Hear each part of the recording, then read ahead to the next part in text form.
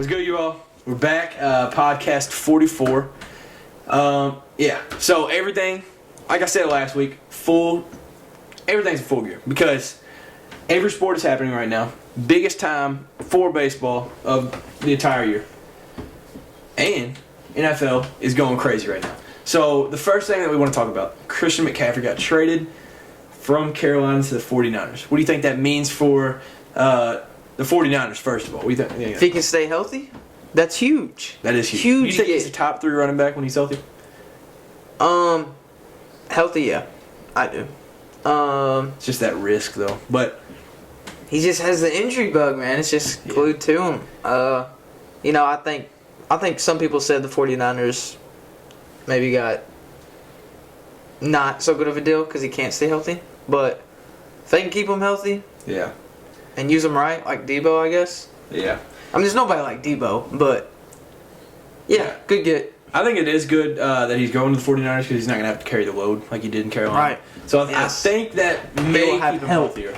But he's back in the Bay Area like he was in college. So maybe it's just something in that California air that he's just going crazy. But do you think the Carolina Panthers are tanking right now? Because they traded Robbie Anderson. Yeah. Don't even know is Baker still starting right now? I didn't even watch him play last week, so.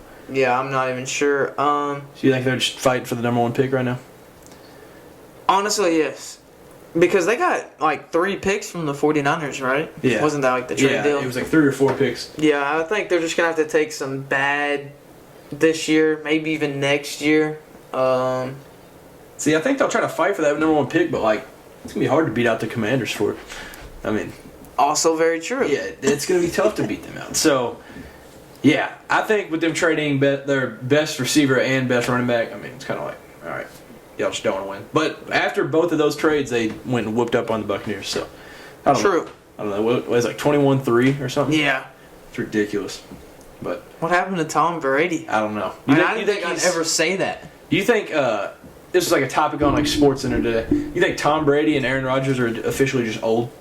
Like, you think it's like it's their time? Dude, I don't want it to be. Like, I don't want to say that like that's what's happening, but and you don't even like Aaron Rodgers, and I don't even like him. Yeah, I don't want it to happen. I mean, I'd like to see both of them dominate till the end, till they call it quits.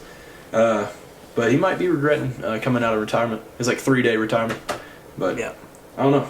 It's not looking. Hey, a lot of good new young quarterbacks coming up though. That is take true. their spot. So 2 from our teams. Just putting it out there. But yeah, so college basketball. So I need your thoughts on this because this is a very likely possibility. Okay. In my opinion, I think the way that the March Madness is set up is perfect. Mm-hmm. It couldn't be better. The best team of like small schools, they end up making it, and it's like the craziest day of their life. And then you know the big schools, they'll battle, see who can get the 1 seed, 2 seed, like. But there's a chance that they're going to move it to 90 teams or more. So the reasoning behind that is making the conference tournaments more like meaningful and like I don't know, winning those will like add on, and there will be teams with like buys and stuff. Bless you. Thank you. But do you think that would be good or bad for March Madness?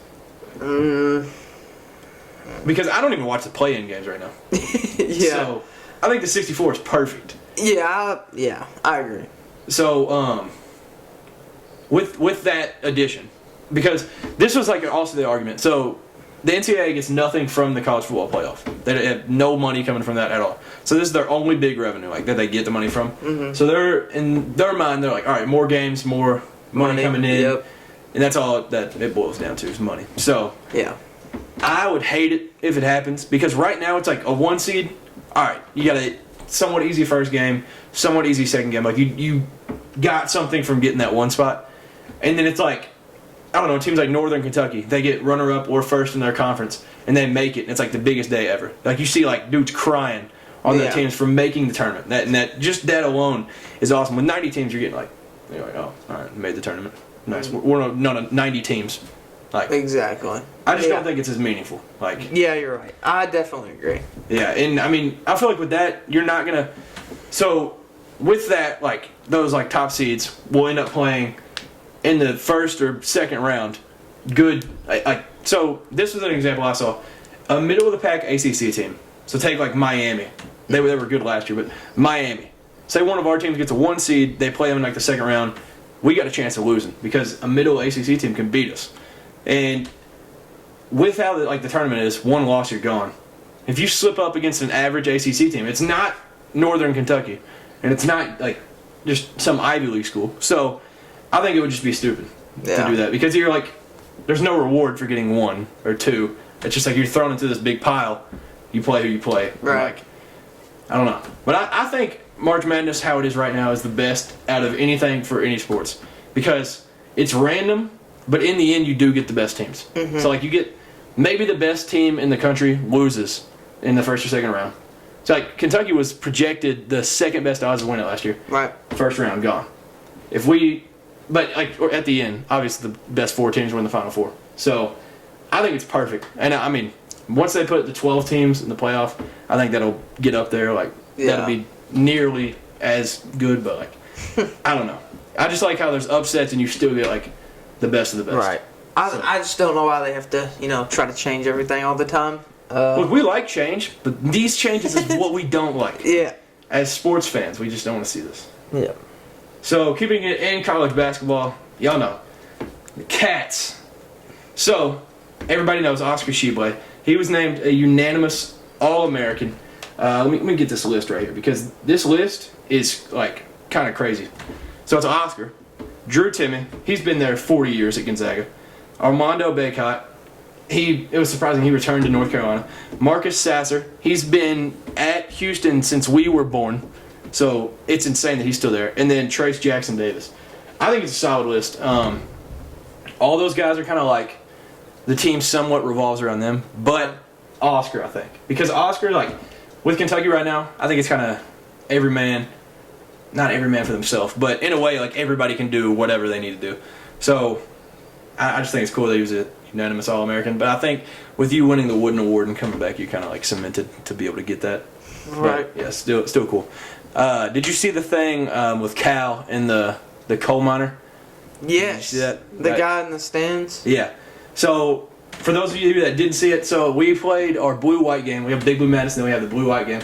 We played it in Pikeville, which is, like, miners' country. So... That's Eastern Kentucky. Yeah, in the mountains. So, there was this picture of this guy that got off work, still dirty, from, like, mining coal all day. When he picked up his kid, went to watch the Cats, and Coach Cal posted this. My family's American dream started in Clarksburg, West Virginia coal mine. So this picture hits home. From what I've been told, after his shift, he raced home to be with his son and watch our team. Don't know who this is, but I have tickets for him and his family at Rupp, treated as VIPs. Wow. So I think that is the coolest thing, like, that's awesome. Of all offseason. And he ended up getting in touch. Somebody got hold of him? They talked for 30 minutes yesterday, him and that guy. And they just shared. Coach Cal? Yeah, Coach Cal called that guy, and they talked for so long. And so no way. They've got tickets for him and his family. There's 2 boys and then the dad and the mom. So all of them getting VIP access, probably get to meet the team.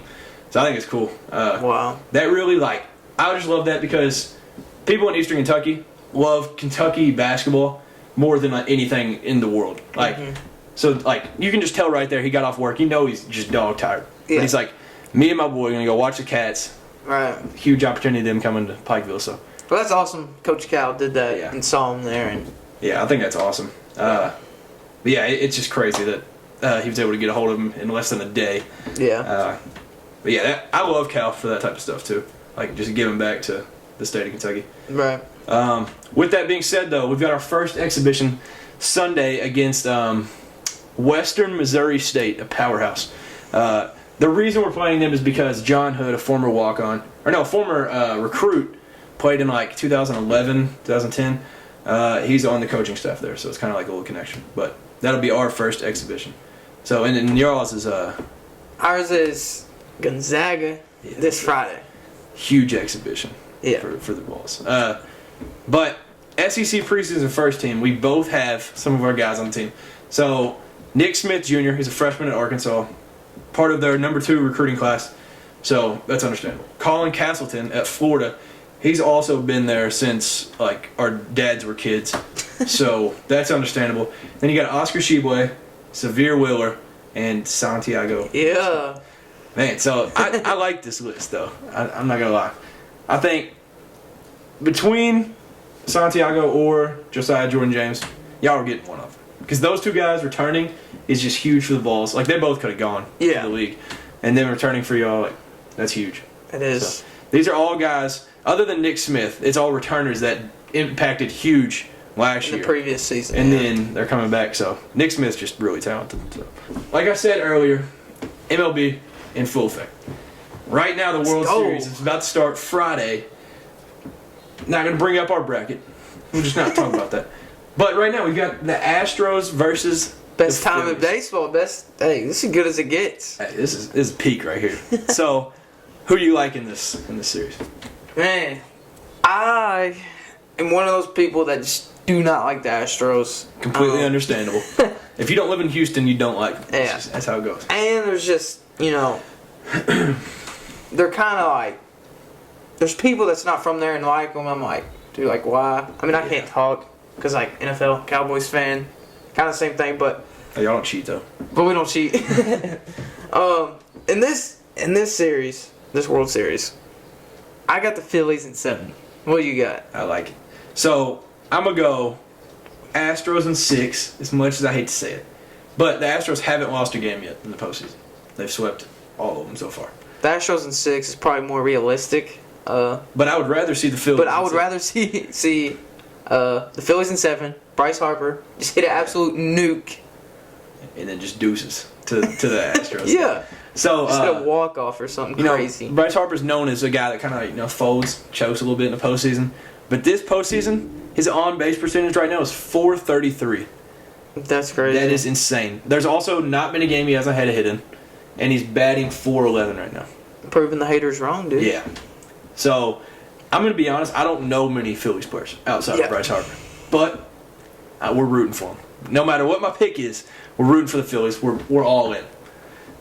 College football week 8, one of the crazier weeks. I know I say that every week, but this one had some crazy games. LSU upset number 7 Ole Miss in Death Valley, 45-20. Did I see this? Yeah, I was about to say. Did not see that. Did I see this coming? No. I'd be lying if I said I did. Did an expert see this coming? No, they didn't. Predictions? No. Ole Miss, that's their first loss of the season. So I know you like to see that. The Lane Lane train. Kiffin goes down. Hey, I ain't praying on his downfall, but good. In a way to look at. But so college game day went out west for the first time. I think it was the first time this season. Number 9 UCLA went to number 10 Oregon. Oregon was a 6.5 point favorite. I took Oregon 37-27. You've been high on UCLA, and it's been right. Yeah, but not this time. You took UCLA 49-38. But they were undefeated going in. So, first matchup of top 10 teams in the Pac-12 since 2016, which is a crazy stat. And the last time UCLA beat Oregon at Autzen Stadium was 2004. Wow. Maybe we should have looked at that before we picked. But, yeah, so that's crazy. We were 2 the last time. That's crazy. The final was 45-30, so the Ducks came out on top. Oregon dominated. First half as a whole, game wasn't even as close as the score shows because they went up big. Bo Nix balled out. Everybody's been hating on him. Bo Nix has been playing great. He's been playing really good. I've been in some arguments. I've been backing the boy up, and he's backing me up now. So he was 22 for 28. You think he has a shot at being a runner for the Heisman? Because it's a dark horse. That's what I'm saying. Like, he had a bad start to the season playing Georgia. Everybody obviously. does, But, like, dude, he's been playing some great ball. Yeah. Really. And I think he might, people are still selling him a little bit short because they saw him in the beginning and they're like, yeah, he was overhyped. But really, if you look at his games now. No, you look at him now. I saw like a stat that was he's playing like what they said he was before the season. You know what I mean? He's living up to exceeding expectations. But I saw the stat. It was like there's been like 3 players to throw multiple 5 touchdown games or something since 2000 or something, and he's the 3rd one. And it was Marcus Mariota and Justin Herbert. Yep. So both Oregon Ducks as well. But yeah, that's just a crazy stat because everybody's been like hating on him. Yeah. But, yeah, he was 22 of 28, 238 yards, 5 touchdowns, 0 picks. So yeah, he just went crazy. Yeah, do you think Oregon will win the Pac-12? It's the question of the year. I guess if they play like that, then yeah. They still got to play USC. In Oregon State, they're kind of a sleeper. Like, you think they went out? Or you think USC? USC might give them a run for their money. Yeah, I think so too. But both of those teams, all three of these teams have one loss. I think Utah has two. But it's between those three at this point. Yeah. Washington's lost two, I think.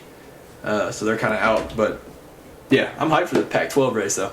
Next was number 14, Syracuse, at number 5, Clemson.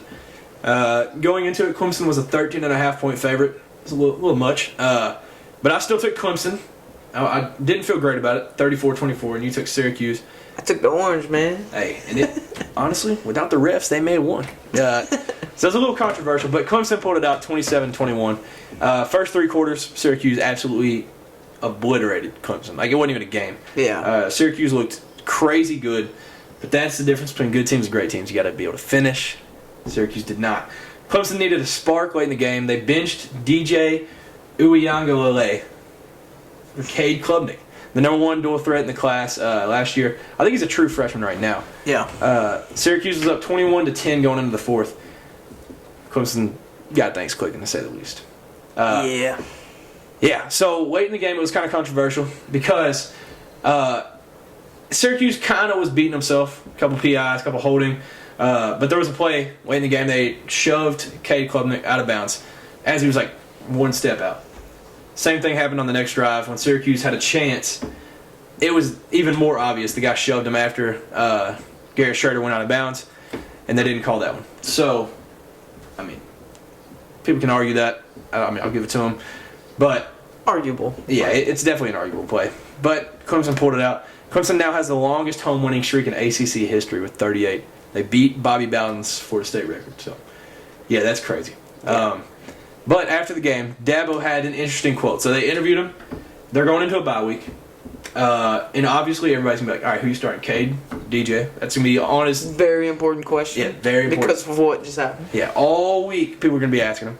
Right after the game, he's like, DJ's our guy. DJ's our leader. And that's who we're rallying around. Yeah. He said Steph goes 2 for 25 some games. No, he doesn't do that, just being honest. But I get what he's trying to say. This was a bad analogy. Yeah, that's a bad way to put it. But I get what he's trying to say. So they're keeping with DJ. He just didn't play great. He had a couple turnovers.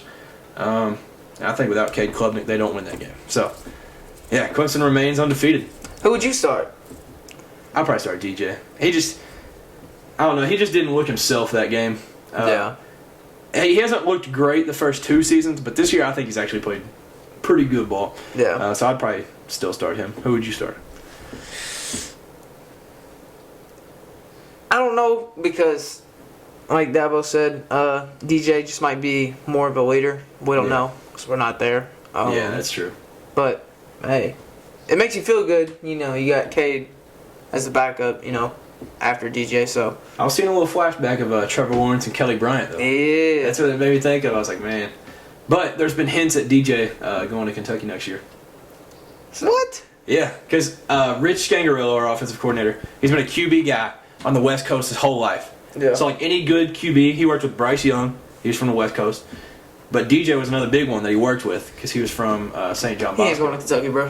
You can put some money on it. But he worked with him, and DJ's like number 1 or number 2 on possibility of being our next quarterback.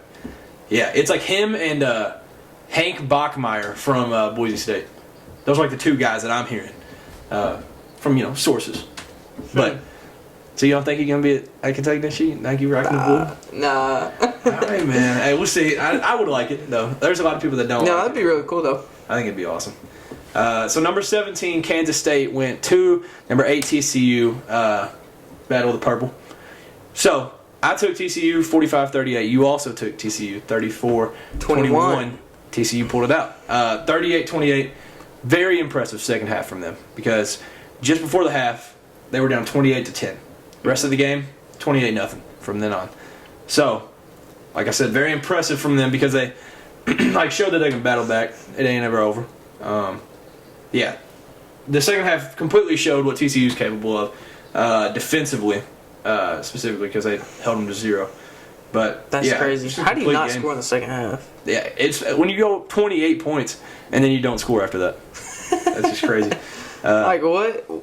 What did TCU tell their defense? Yeah, I'm trying to know halftime? what they said. Like, that is crazy. They saw something that they could fix fairly easy, I guess. But that's credit to TCU and the coaching staff. Yeah, definitely. So now they're leading for the Big 12, along with the guys that I like down there in Oklahoma, not the Sooners.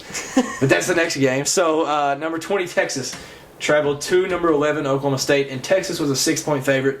I thought it was disrespect, but I took the Cowboys 34-21. You took Texas. Texas 35-31. Yeah, so disrespect fired them Cowboys up 41-34. Oklahoma State was the final. First half was a shootout. Second half, just not really. Yeah. It was kind of. But, so Texas had 14 penalties. Oklahoma State had 0. Wow. That's insane. That'll win and lose some games right there. Yeah, that'll do it. Yeah. So Texas had a drive late in the game to tie it. They were moving the ball very well down the field. Tipped up by a Texas wide receiver. Not Quinn's fault. It was tipped up in the air. And Oklahoma State's Kendall Daniels picks it off and seals the deal for him. So, you gotta feel good if you get 0 penalties. yeah. You walk out of a game, fourth quarter, 0-0 on the clock, and you did not commit 1 penalty. It's discipline. That's the best way to put it. That's what Nick Saban wishes his team was doing right now. Oh, yeah. They'd be putting up too many penalties. But the next game, you talk about it. Next game, Tennessee, man. We Hosting had a powerhouse. Yeah. Kind of a close game. No, for real. We hosted UT Martin. The spread. Did we ever figure out the spread? What the spread I didn't even look before the game. I don't know, but we predicted 38.5 for our spread. No matter what it was, y'all covered. Yeah. You said Tennessee 56-10. Yep. And I said Tennessee 52-7. Tennessee wins 65-24. So I doubted them. I said they probably wouldn't put up 60 but they did. Yep. Honestly, I seen a meme on Instagram. It was like Tennessee at halftime is really debating whether they want to score 100 points or not. Dude, y'all had 52 at half? We had 50, like something crazy, like 49 or like 52 at half, something like That's that. insane. But yeah, so like we got second string, third string in there. Maybe Joe Milton played a lot. Yeah. We played very good. I'm surprised they even scored 24 points, to be honest.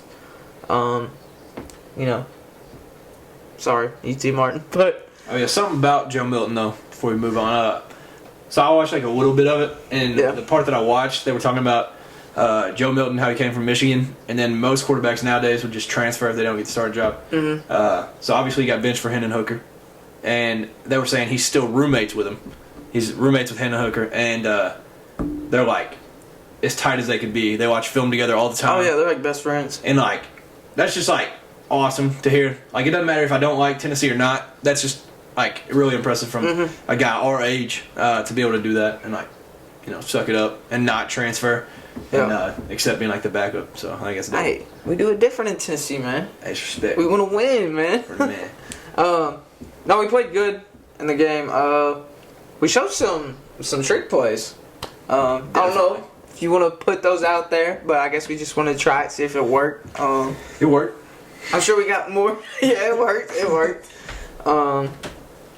But yeah, 10 straight games, 30 points scored by the Vols. That's a good stat. That's definitely a good stat. I think that's a program record. I think I did see that. I saw it on Saturday down south or something. But that's crazy though. Yeah. They released the game time for Georgia next week after we play the Cats. We'll be playing at 3:30 next week. Yeah, our game will be at Missouri at noon. Yeah. So awful game. But yeah, so I think the 3:30 time slot is great for y'all. There's a chance that it's game day too. I don't know why it wouldn't be. Unless they're just trying not to go to Tennessee again because it'd be the third time. But dude, imagine 3 times. They haven't gone to Georgia this year, so they could. What? No, they haven't been. Did that? No, hold on. Did they go to the Oregon Georgia game? It was in Atlanta, but did they go to that? Week 1. I'm not sure. No, they. But technically, that's still not at Yeah, they ain't been to Athens, so it could go to Athens next week. It probably will, honestly. But this week, so big matchups.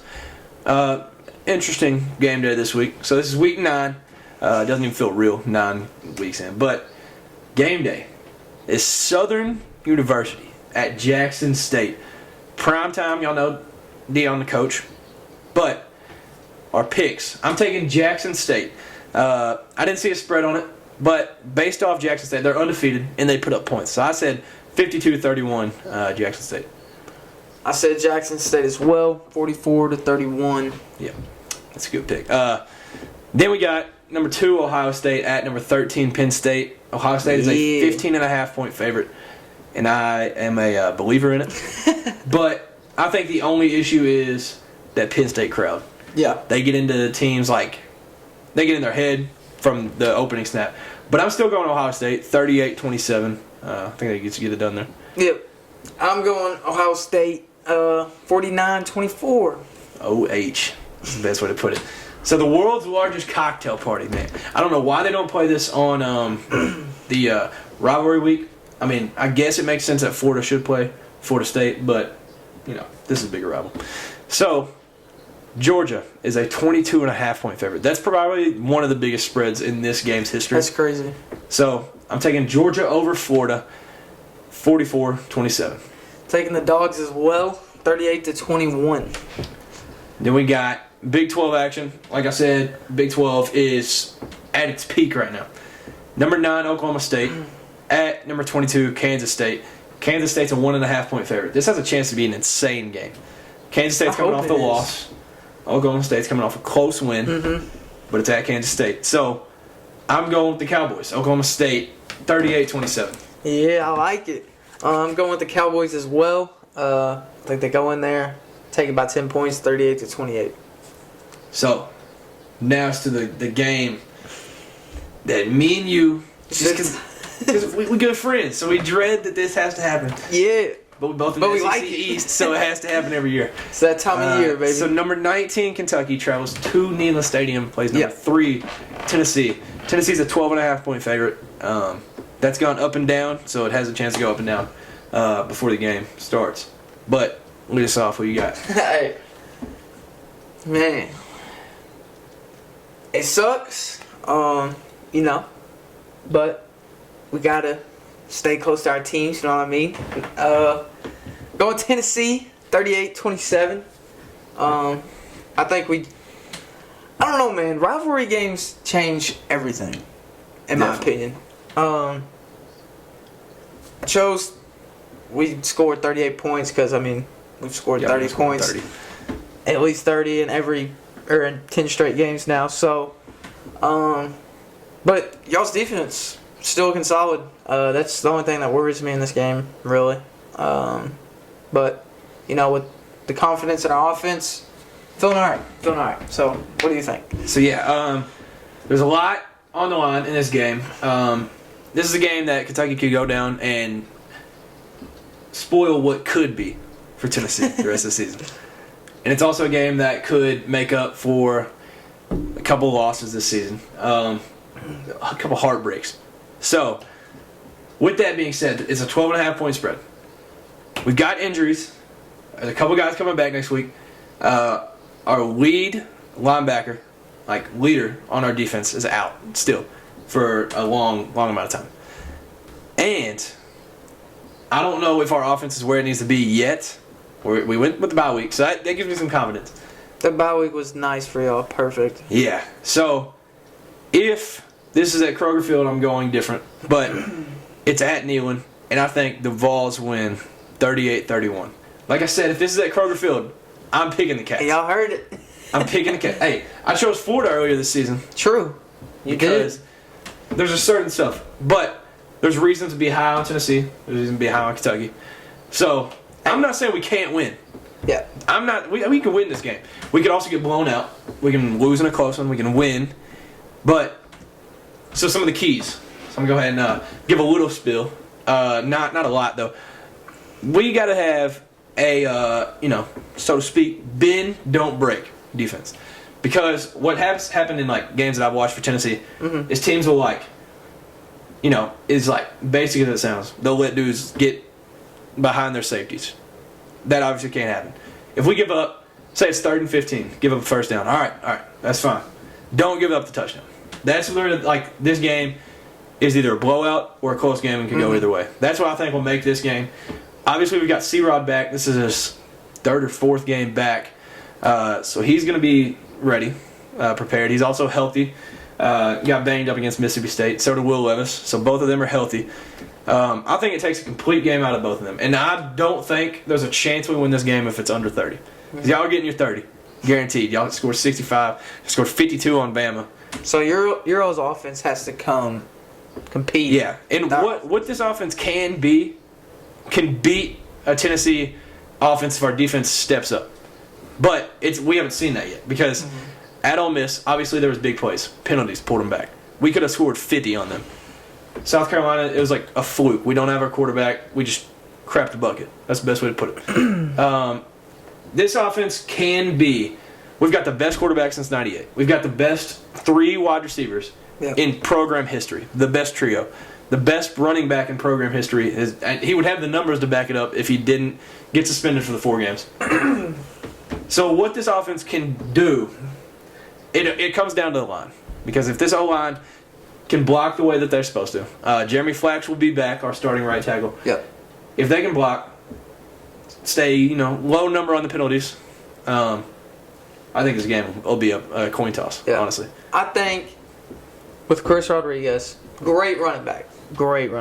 I'll give it to him. Like you said, if he wasn't suspended, the numbers would prove it this year. They prove it even with him being suspended, really.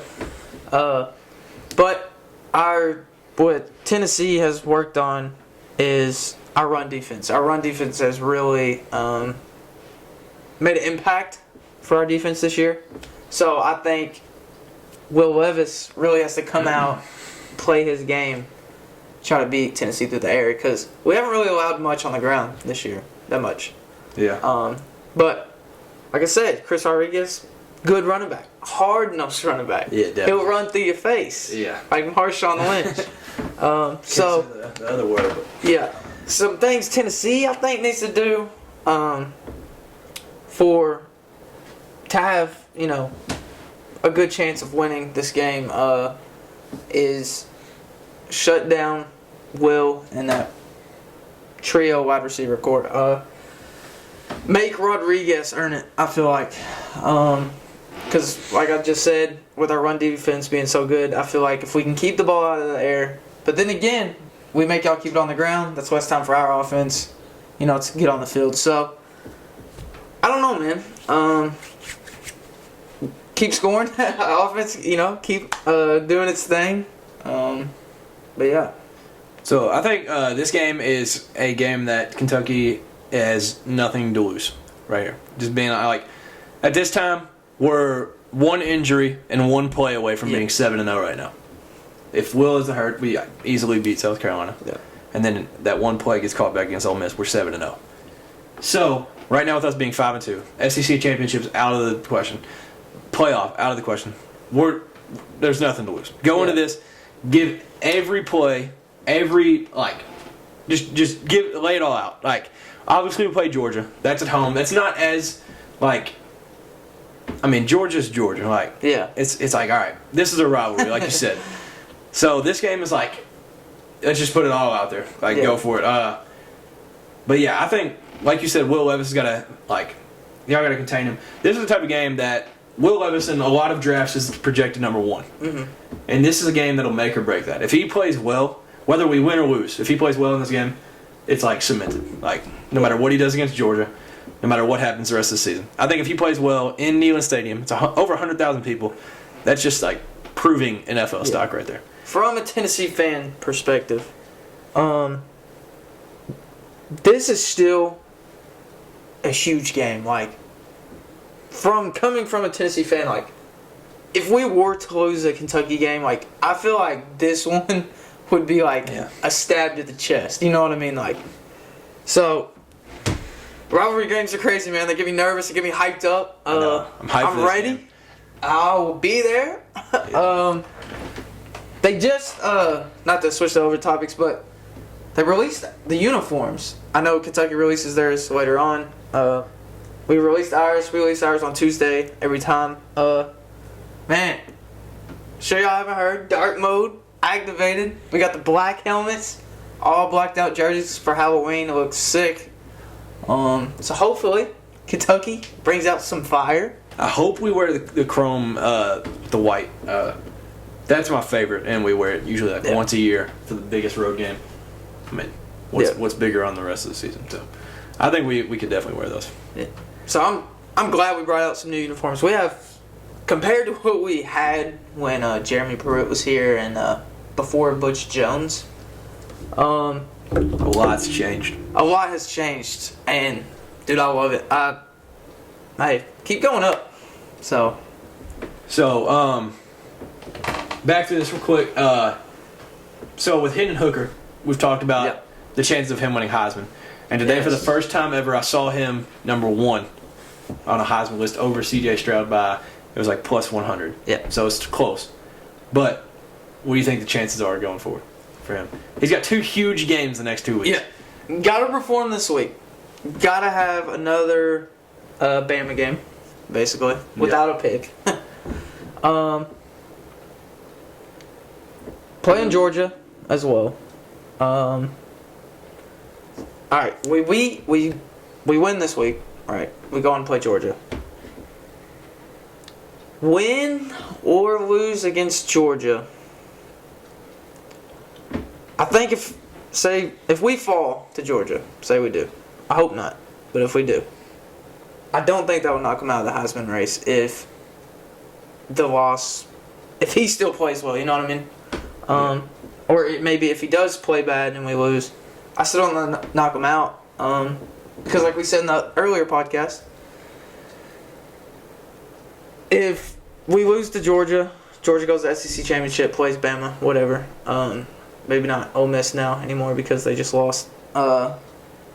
Say, alright, Georgia loses, okay? We're back in the playoff race. Again, we go on. Because I feel like the Heisman does somewhat of how your team does as well. Like, your team's got to perform. You got to have the team to kind of help you. And you got to play well. So, I think they'll also bring into the fact that he plays in the SEC. Yeah. So, like, I feel like his team is not held to the same standard as, like, an ACC team. Like, right. I definitely agree. Not taking nothing away from C.J. Stroud. Great quarterback, great football player. He also has to ball out this week, especially on the road, and Michigan later on in the year. Yeah. So, I mean, I've seen both spots. I've seen Hendon Hooker first, plus 100, and then I've seen C.J. Stroud in first, plus 100. But it's crazy. Jalen Hyatt entered the Heisman. Oh yeah, he was like 13th, I think. Okay, I counted 13th, but that was pretty cool. I don't know how he's not higher, honestly. He has more touchdowns than Devontae Smith. Hold on, I'm trying to find this. Yeah, they compared Devontae Smith's, if y'all don't know, the Heisman wide receiver winner from Alabama. They compared his and Jalen Hyatt stats, and they were like pretty close, similar. dude. Let me see if I can find this. It was Jalen Hyatt has more receiving touchdowns than Georgia, Texas A&M, South Carolina, Florida, Missouri, and Auburn. Wow. So he's got more receiving touchdowns than the number 1 team in the country. That's crazy. He got through like 6.5 games. They posted at halftime. He had like, what does he have now? Like 15 touchdowns? I don't know. It was like he had like 9 touchdowns in the last 6 quarters or something at halftime of that UT Martin. But yeah, it all depends. It's definitely going to be C.J. Stroud or Hendon Hooker if, we win this weekend, win out the rest of the season. I don't know. It's crazy. So, I was watching, I don't know what the exact, show was called, but it was on SEC Network. I was watching it yesterday, and they were, sending it out to all Tennessee fans. So, would you give up a loss to Kentucky this week for a guaranteed win in Athens next week? 100% you win next week. No. I would not. So, you would beat Kentucky with a like with the, I feel like if we lose to Kentucky, we'll fall more than if we lose to Georgia. You know what I mean? yeah, but it's like the unexpected of Georgia. Like, what if y'all played the worst game of the season and Georgia played their best and like it's a big loss or something? That's what they're getting at, because they're saying it's like either you beat Kentucky unexpected next week or you lose to Kentucky guaranteed win against Georgia. Because do you think you losing to Georgia would drop you as much as a loss to Kentucky, but beating Georgia on the road? See, I don't know, because I feel like we would drop a lot if we lost to you all. But then if we beat Georgia, you bounce up. then we a bounce lot. right back, like a lot. Yeah. Oh man, Yeah, well, I mean, it was a tough question. I was like, I'm going to have to ask Cade this. dude, who thinks of that? Golly, y'all making my brain hurt. Man, it's a good question. That is a good question. I was like, I'm going to ask Cade. I don't know what he's going to say. I'm excited for the game, though. College football is just amazing. The best. Yeah. So the next, 3 weeks. So the next 2 weeks are the most important in y'all's season. Yes. And then we got y'all this week. And then Georgia November 19th. I can't believe we're basically halfway over. Yeah. More than halfway now. Yeah, more than that. Yeah. It's sad. Man, it's gone too soon. But yeah, so I think that's about it. I think that's it. Yeah, so y'all stay tuned to see what the Kentucky uniforms are, because my prediction was the blue helmet all white the rest of the way. But I would rather us wear chrome. The chrome with the white decal. So, yeah, so any closing remarks? Ball Nation, get wild this weekend, baby. Hey, go Cats, man. This would be huge. So, yeah, thank you all for tuning in once again, and we'll see you all in the next podcast. See y'all later. See ya.